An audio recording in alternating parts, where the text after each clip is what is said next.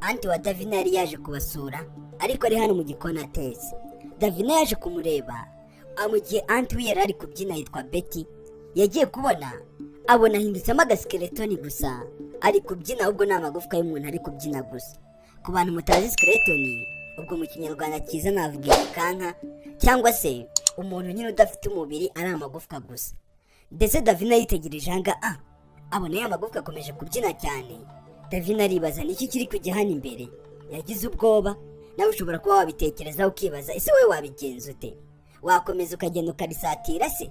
Tekereza nawe kubona umuntu w'amagufwa wagenda ukamusatira ubona ari kubyina gutya gusa, nawe cyangwa wagira ubwoba. Davina abibonye agira ubwoba aza kwisimba hano, aravuga ati se uyu ni Betty cyangwa hari imyuka mibi murimo? Uyu ntago ari Betty. Uyu mwana niyo magambo yahise avuga ati uyu ntago ari Betty, ahubwo ni ikihinduye Betty cyaje hano mu nzu yacu. Davina akomeza kucyitegereza ukuntu kimeze kiri kubyina umuziki, kandi Davina yinjiramo ahangaha yabonaga ari Betty uhari.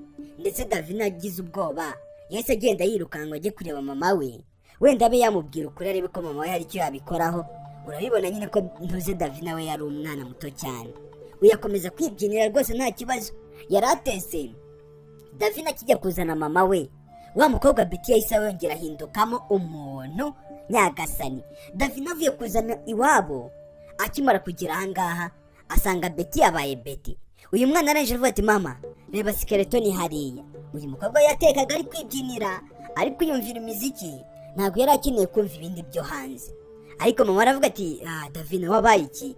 Reba uyu nguyu ni Betty, uri kubona atari anti se? Ni Betty rwose, wigira ubwoba nta kibazo kibirimo. Ariko Davina aravuga ati mama mukanya ubwo nari ndanga ndetse na n'ubu ngubu naje sanga ni skeletoni, ariko ntungwe n'ukuntu na n'ubu ngo akiri skeletoni. Davina ntabyo ndi kubona rwose, njye ndi kubona uyu nguyu ari Betty. Anti wawe ntabwo uri kubibona? Kubera icyo uri kwibaza ibyo byose kandi mbizi neza ko nawe uzi ukuri. Nawe uzi ukuri ahubwo sinzi impamvu uri kwiyoberanya. Ariko Davina we ibyo ari kumubwira n'ibyo ari kubona. Davina ibyo ari kumubwira n'ibyo ari kubona ntabwo ari kumubeshya, we yari ari kumubwiza ukuri. Ariko mama we nawe ntabwo yabitindagaho kuko yabonaga uyu nguyu ari Betty rwose, akabona ni Betty wuzuye nta kibazo na kimwe afite. Ariko Davina we yareba akabona ibitandukanye n'ibyo mama we yari ari kubona. Ati Davina ntabwo uri kubona ko ari Betty nyine utetse? Mu kanya asize mubwiye ati ateke ashaka ibyo kurya, nanjye ngiye kuba ntunganya mu cyumba aho turara. None kubera icyo umbujije nyine gutunganya ibyo nari ndi gutunganya, warangiza ukanzana ahangaha noneho ku bintu nawe udahagazeho, ku bintu bitari n'ibya nyabyo. Davina aravuga ati mama ntabwo ndi kukubeshya, ibihe byose nuko ujya wanga kunyizera ugatekereza ko ibintu byose ndi kukubwira mba ndi kukubeshya, ariko ntabwo ndi kukubeshya. Ati Davina buriya mu buzima busanzwe nizera ibintu bigaragara kandi ibintu biri ngombwa ko byizerwa, ariko ibi ngibi nta gihamya na kimwe ufite kigaragaza ko nagakwiriye kubyizera pe. Sinjya kukubeshya, nta gihamya na kimwe gihari. Uyu aravuga ati mama basi nyizera nyine gusa, unyizere nubwo nta gihamya nabona, ariko nakwinginze unyizere. Mama aravuga ati umva nta kibazo nakwizeye, ni skeletoni reka tubyakire gutya ariko birangira. Ati nyine mama yifatiye isore hanze. Ati ariko njye nta nibyo ndi no kubona. Davina nuko umbwiye ngo nkwizere ubundi njye sinanakwizeye, ntabwo nagakwiriye kukwizera kubera ko uyu ni Betty. Kandi nanone mu mwanya mutoya wa mukobwa arahindukamo umuntu, mu kandi kanya akongera agahindukamo skeletoni. Ntabwo wapfa kuvangura ubundi, ntabwo wapfa kumenya ibyo ari byo. Ariko bitewe n'imbaraga uno mwana we yari afite mu giti cye, bitewe n'imbaraga umwana we yari yifitiye karemano, we yabashaga no kubona ibintu abandi batabonesha amaso. Uyu mwana rwose yarasengaga cyane, afite n'imbaraga zidasanzwe. Rero kuba yabona umuntu nk'uyu nguyu we rwose byabaga byoroshye kuri we, ariko kubyumvisha ababyeyi be nawe byaramugoraga. Iyo yabonaga ibintu ababyeyi be batabona kugira ngo bibumvishe byaramugoraga cyane. Uyu aravuga ati rero njye ntabwo nakwitora ngo mbwire umuntu ibintu ngo mubwire ngo uri skeletoni, yagira ngo ndi no kumutuka. Kandi koko nose wakwitora ukabwira umuntu kandi umubona ko ari muzima ukamubwira ngo uri skeletoni, ngo usohoka mu nzu yanjye, kandi none hari n'umuntu wo muri famiye? Ibyo bintu ntabwo byumvikana, ntabwo ari ibintu wapfa guhubukira ngo uhite ubibwira umuntu. Yavuga turi kuntuka, muri make warampazi ntabwo kinkeneye, ugasanga atekereje ibindi. Uyu mwana aravuga ati mama ushaka wanyizera, ariko mama we ntiyabyumvise. Aravuga ati rwose niwanyereka ingingo zifatika ukanyereka gihamya ndaza kukwizera, ariko njye ntabwo nakwitora ngo mbwire umuntu gutyo gusa ngo ni skeletoni, cyaba ari igitusi. Kandi nanone umuntu ndi kureba imbere yanjye singuye yaratetse koko, cyangwa nuko yashyizemo kuteri wenda uri kubona wamuyobewe. Uyu ni Betty, nuko yashyizemo kuteri, uriya wasanga utari kumureba ngo ube wamwibuka ube wamumenya neza, ariko wenda kandi humura rega nta n'ikibazo kiri buze kubibamo, nta kibazo kiri buze kuba cyabaho, we humura rwose nta kibazo. Ariko Davina we yareba akibonera agaskeletoni kari kubyina, akibonera agaskeletoni karyohewe ahangaha n'imbyino, uyarangije aravuga ati ubuse mbigenze gute. Davina atangiye kwibaza ibintu ari buze gukora kugira ngo abe yakumvisha mama we ko ari byo, ariko abura ingingo n'imwe yafatisha mama we ko ngo imwumvishe ko ibyo ari kumubwira ari ibya nyabyo. Davina arangije aravuga ati mama, ati ubwo rero niba wowe utari kubibona reka basi ngende mbwire papa aza arebe, hanyuma rero nawe atubwire niba ariko abibona. Mama aravuga ati wagakwiye kujya kumubwira, ariko njye ndi kumva utagakwiye kujya kumubwira ku bintu bidafite gahunda, ubwo se nawe niyaza ntabibone noneho biragenda bite? Kandi ko mizi ko amaso yanjye birakora neza, ko mizi ko ntarwaye amaso. Uyu ari Betty, uri kumva utari bube uri kumwicira akazi. Hari ibyo yari yibereyemo hariya mu cyumba kuri mashini, hari ibyo yari ari kuzuza, hari amadokima yari ari kuzuza. None uri kumva niwagenda ukamubwira ukamubwira ngo aze arebe ibintu bidafite gahunda nk'ibi ngibi, uri kumva biri buze kugenda gute? Ariko nanone Davina we agakomeza kubona ibintu bidasanzwe, abandi bo bareba ntibabibona. Ubwo tayari mama yaramubwiye ati oke ntari bireka mbikwemerera, genda umurebe umubwire, hanyuma rero niyaza agasanga nawe niko ameze, mbese muri make agasanga ni Betty, ubwo nyine uraza kuba utsinzwe, uraza kwemera ko utsinzwe. Ndetse Davina aravuga ati ngiye kumubwira ati kandi Davina niba wizeye neza ko ari ukumutesha igihe ntiwirirwe ubikora, urabizi papa wawe akunze ntago akunze nyine ibintu byo kumukinisha, ntago akunze ibintu by'amapranke. Niba ari pranke wateguye nagira ngo bisubize aho wabikuye, kuko ibyo bintu ntabwo byaguhira, ntabwo byaza gukora. Uri kumva neza? Niba uzi ko ugiye kumutera igihe bireke, ariko nanone niba uzi ko nawe biri buze kugenda gutyo ugasanga nawe araje asanze ni Betty, ubwo nyine nawe urabyumva igihe buze gukurikiraho. Ariko Davina yanze kubyumva, aravuga ati mama reka ngende mwibwirire nawe aze yirebere, icyo nzi cyo niba uri buze guseba. Ati oke hari ikibazo se, genda umubwire, ahubwo ndabizi neza ko ari wowe uri buze guseba, kubera ko araza asanga uyu ni Betty, araza asanga uyu ni Betty uri kwibyinira yambaye kuteri headphone mu mutwe, rwose araza asanga niwe, ahubwo urabusebye. N'ikindi gihe ibintu byose uzajya utubwira ntabwo tuzongera kukwizera, nuzabizuka natubwira ngo amakayi yashize tugira ngo uri kutubeshya, kubera ko tuzatumaze kumenyera ko buri gihe utubeshya, wowe utubwira ibintu by'ibibeshyo gutyo gusa. Uyu nguyu yakomeje kumva wanangaha, yari yibereye muri kutera ariko yarahindukiye ahita ababona. Mu kumara guhindukira abona bari gutongana, mama warangije ahita abizibisha ukuntu abigira nkaho nyine nta cyabaye. Uyaneje avuga ati nese bimeze bite ko murangaha, kandi nkaba mbona wagira ngo habaye ikibazo. Ati mama mubwire, ariko nanone mama wa Davina yarabaze ati nta kibazo gihari rega, bawikurikiranira ibintu byawe. Davina aravuga ati mama sawa ureka njye kwirebera na papa, niba wanze no kubimubwira reka njye kwirebera papa, noneho wiwe azabyibonere. Muri ako kanya Davina yahise asubirayo, yaribaza ese Davina nibiki muri gupfa ko nasobanukiye ibyari bya. Ati Davina rero niko yabaye. Ati Davina ni wa muntu ukunda guhora mu bintu by'intambara, ahora ntesha umutwe, yarari no kunsaba amafaranga ajye kugura amandazi kandi ejo narayazanye. Ariko mama wa Davina yarabeshye kugira ngo n'umukobwa ataza gutekereza ko bamuvugagaho ibintu bibi. Aravuga ati nta kibazo wakomeza ugateka nta ribi rwose, nta ribi naje no kureba ukomeza hano mu gikoni nta kibazo, nta kindi kibazo gihari. Yaravuga ati oke niba ari nta kibazo nta ribi rwose. Ubwo yisubira mu headphone atangira kwiyumvira umuziki, ariko nanone mama wa Davina abyibazaho. Muri ako kanya bidatinze Davina avuye no kuzana papa, aravuga ati njye ntabwo nakwemera. Papa arangije avuga ati ko Davina ambwiye ngo ahangaha ndakenewe, ni ikihe kibazo cyaba cyabaye, ahangaha habaye iki, byagenze bite? Aravuga ati nanjye rero ni nk'uko yaje ambwira, ubwo yanzanaga hano nanjye nibyo yaje ambwira, naje ahangaha ari bunzanye. Ati byagenze bite? Davina aravuga ati uriya mukobwa nabonye ari skeletoni, uriya mukobwa ntabwo ari Betty, ntabwo ari Betty nzi neza, ntabwo ari we. Wa mukobwa nawe arikanga avuga ati iki Davina ntabwo uzi, ntabwo nyibuka. Aba baravuga ati Davina ubanza afite akabazo, wenda akaba narwaye, akaba ari kubona ibintu bidahari, bamuhinduye umusazi.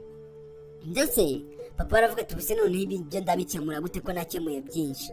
Ariko mama aravuga ati umva rwose Betty ntuze kubitindaho, Davina rwose ntumutindeho, ntubyiteho rwose, byo ubyirengagize wikire nka bitanabaye, wasanga nyine ari nk'akabazo afite wenda, ariko nanone kakaba kari buze gushira, bikaba ari ibintu bitari buze kumara umwanya.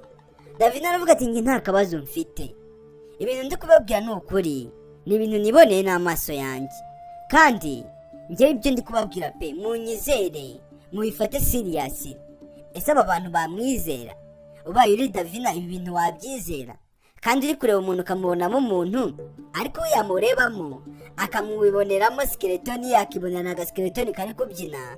Uyarangije aravuga ati yewe rwose ibyo ntabyo ndi kubona. Davina aravuga ati uyu ntago ari Betty, ahubwo wa mukobwa we uri kugenzwa n'iki mu cyumba cyacu? Inzu yacu irimo kubekeba, bagize isoni baravuga ati uyu mwana aradukorera noneho pe, twagenze henshi turabona, none uyu mwana ari buze kudukorera ishyano. Davina arangije aravuga ati vuga, sobanura neza, utubwire akantu ku kandi, uri kugenzwa n'iki muri runo rugo, uri gushakamo iki? Wa mukobwa agenda asubira inyuma aravuga ati Davina ayo magambo uri kuvuga ni ayiki?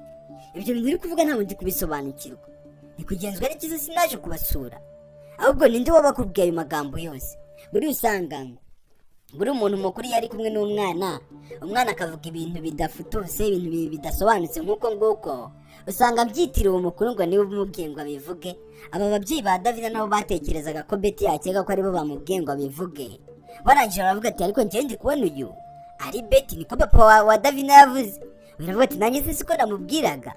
Ariko Davina aravuga ati mwese ndi kubona rero amaso yanyu yarahumye, amaso yanyu yarayahumishije, ariko ukuri kurahari, uyu nguyu ntabwo ari Betty, nta naho ahuriye na Betty, ndetse nta n'ubwo yanaba Betty na rimwe. Aba baravuga ati nyine kubera iki, gute ataba Betty? Hanyuma runatubwira impamvu ataba Betty. Uyu aravuga ati njye ubwo nazaganga nabyiboneye, ati niba mwanze kunyizera reka nigendere. Davina disi yahise acika n'intege, ibyo yari ari kubereka yabonye ko batari kumwizera, batari kumva ukuri kwe, ahita yigendera avuga ngo ajye mu cyumba. Aba barangije baravuga ati Betty wihangane rwose ku bintu bibaye, wihangane, Davina turaza kumwigisha. Ubwo mama yahise amukurikirana ngo azabaze Davina ibiri kujya mbere, amenye ikibazo yaba afite.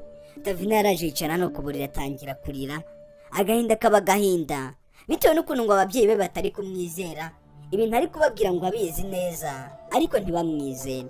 Buriya biba byiza nyine igihe ugafata umwana wawe mu gihe wabona ari mu kibazo nk'iki ngiki, warangiza ukamuganiriza, ukamubaza ese bigenda bite, ubona ari ibintu bimeze gute, ukamuganiriza. Nyine buri biganiro nabyo biza gutuma agwa ku ngingo, akakubwira ingingo ya nyayo.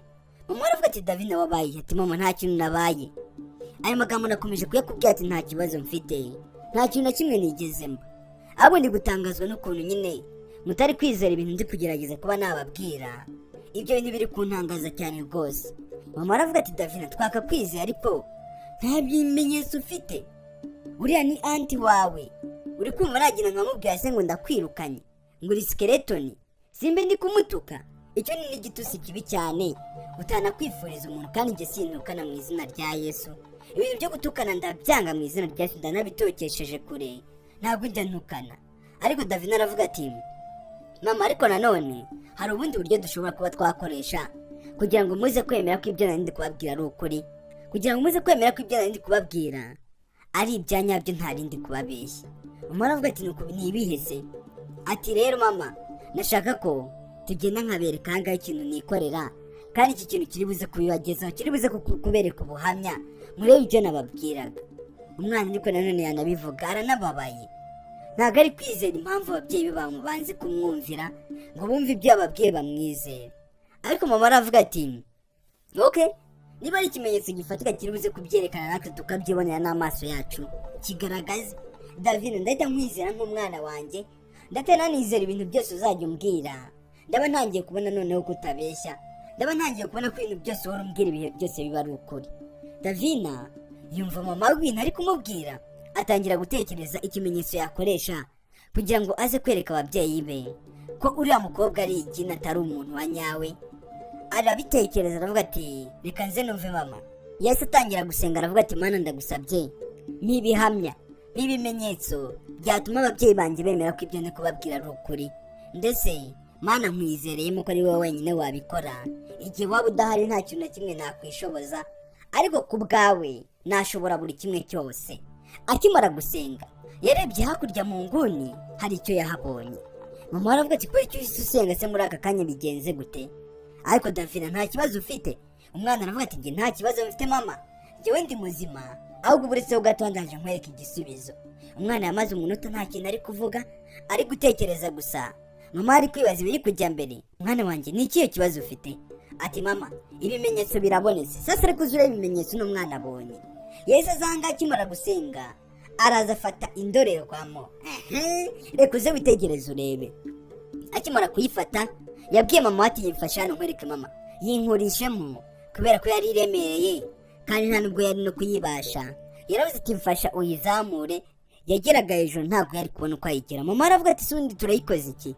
Ati mama wowe yinzamurire gusa nibyo nkeneye, ibi ndi buze kubikwibwirira, naze kukubwira akamaro kayo. Ati noneho rero mbwira.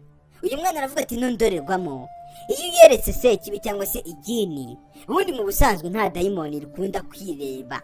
Niko yamubwiye.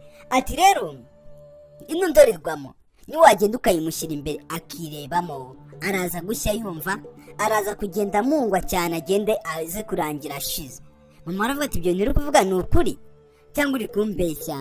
Nibyo gutigiye. Ati mama njye ndabizi ni ukuri, rega Imana nsenga iba yanyeretse ukuri, nta kintu na kimwe cy'ikinyoma yanyereka, byose nyereka biba ari iby'ukuri. Mama aravuga ati mwana wanjye watuma ibi bintu koko, watuma Beti aza kudukeka ibindi bintu byagenda gute? Ati mama uriya ntabwo ari Beti wa nyawe, ahubwo ni ikintu cyambaye isura ya Beti, kirangije kiza cyamwitiriye kugira ngo kize gifate urugo rwose rwacu kiruture hasi rurangire, urugo rwacu rwose rurimbuke. Mama aravuga ati niba ubyizeye ukaba uzi neza ko ari ukuri, n'ubundi ibingibi nta mafaranga binsaba, ndahangarika nkijyane kino kirori hanyuma ndebe.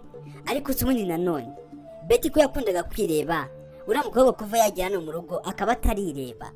Ariko nanone mama we yahengamiye ku ruhande rw'umwana we, arongera agaruka ku rundi ruhande, abona ingingo n'imwe imurengera. Ubwo tayari feri ya mbere bahise bazana ya ndorerwamo.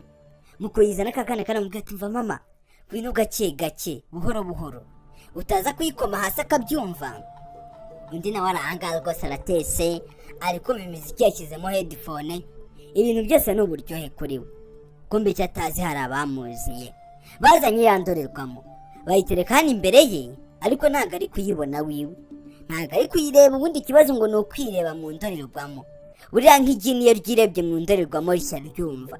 Wa undi bidatinze yaje hano arebye nyagasani, yarabibonye. Mama wa Davina yabonye ko umuntu yari ari kuburira, umuntu yari ari kuvugira ngo ni umuntu muzima, ngo nta kibazo afite, ngo ni umuntu rwose nk'abandi, ngo ni Beti. Anti wuriya mwana aratunguwe, yabonye ari agaskeletoni kari guteka. Tekereza nawe uvumbuye ko ibiryo ugiye kurya mu kanya byatetswe na skeletoni, byatetswe n'umuntu nyine w'agakanga gusa nta mubiri agira. Nawe utekereza. Yesu avuga ati Davina ceceka utaza gusohora ijwi, bureka nzi ndaje nkwereke. Yongeye kurunguruka nawe bigenda gutyo. Ubwo muri ako kanya Davina yahise ajya kuzana papa we kugira ngo nawe amwereke ukuri. Bose arashaka kuza kubereka ukuri, bakaza kwemera ko uno mwana ibyo yababwiraga byose nta na kimwe yigeze ababeshya, ibyo yababwiraga byose byari ukuri, nta na kimwe yababeshya. Ubwo papa ageze ahangaha, uyu mugore we aravuga ati umva tuza agenda gakeya. Davina nawe aravuga ati wirinde gukora urusaku, wirinde gusakuza. Uyu aravuga ati ibyo Davina avugaga ubu noneho ndabyemeye, wowe ugiye kuza urebe muri ino ndorerwamo.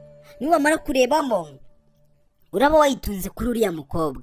Mbonye ari skeletoni iri guteka ibyo kurya byose tumaze igihe turya, byatekwaga na skeletoni, byatekwaga nyine n'umuntu w'agakanka gusa, ntabwo ari umuntu wa nyawe. Burya uriya ntabwo ari Beti, reka uze wireberaho ibintu biryohera.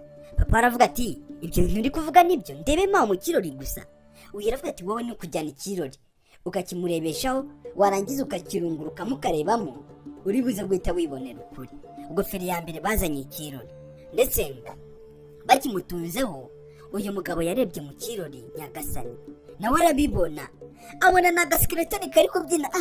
Abona na gaskeletoni kari kubyina ngaha karyoheje umuziki, kari kukatakata. Uyarangije avuga ati Beti yahise amuhamagara mu izina uyu arikanga.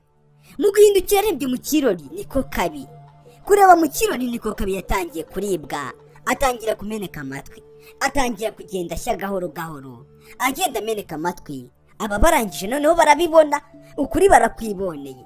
Wa mukobwa atangira kujya hasi, nyagasani aravuga ati nimugishyire kure yanjye, icyo kintu nimugishyire kure yanjye ntabwo nyishaka, kiri kumbangamira. Aba baravuga ati si umuntu abangamirwa n'ikirori abaho, umuntu utireba abaho ubangamirwa n'ikirori.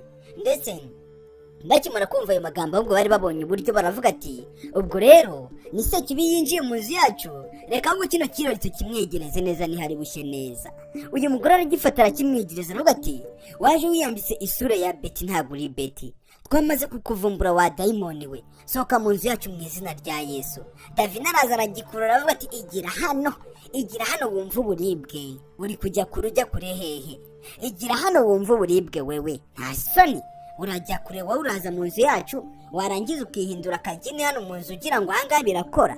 Ntabwo bikora. Imana yaduhaye imbaraga, kandi Imana izakomeza irindi imbaraga zacu, izakomeza itwongere n'izindi. Ubwo muri ako kanya wa mukobwa atangiye gushya yumva, atangira gukonkoka, atangira gutaka cyane, kandi uko yari ari gutaka wari kugira ngo ni icyuma bamuteye. Yari afite urusaku rudasanzwe. Aba bamutungaho ikirahure nabo bumiwe, baramutse bamukiraho kiriya kirahure yaba abonye agahenge agahita abura. Ariko nanone nibakimushyira araza gushya kongoke, hanyuma araze kubura ari uko n'ubundi amaze gushya, ari uko yahiye yakongotse. Nyagasani muri ako kanya arango ari gutaka, ari kuribwa cyane, uburibwe ni bwose. Mama wa Davina yazanye ikirahure arakimwegereza neza, arakimwegereza hafi ye kugira ngo ashye areba. Muri ako kanya yahise aturika, aba basubiye inyuma, yahise akongoka arabura. Aba barangije baravuga ati byagenze bite Davina, ibi bintu waje kubivumbura gute? Davina aravuga ati njyewe reka nari nasenze, ubwo nasengaga Imana yanjye yanyeretse ko ahangaha mu rugo harimo ibintu bidasanzwe. Biravuga ati kuko urakomeje Davina, none se wasengaga uvuga ngo iki? Barumiwe nabo, ntabwo bari bazi ko umwana wabo azi gusenga kwaka kageni ku buryo n'Imana yamwigaragarizamo. Namwe babyeyi mujye mwigisha abana banyu gusenga ni byiza, gukunda Imana ni byiza kurushaho, kuyikorera noneho byo bibi bindi. Niba nawe ufite umwana ukaba utajya umwigisha no gusenga, ukaba nawe wiryamira udasenze, ubwo se uri kumva urwo rugo rwanyu ari urw'abakristo cyangwa? Ndabakunda cyane. Uno munsi nashaka kubigisha nyine kujya musenga cyane, mugakurikirana ijambo ry'Imana. Ciao Imana ibahe umugisha.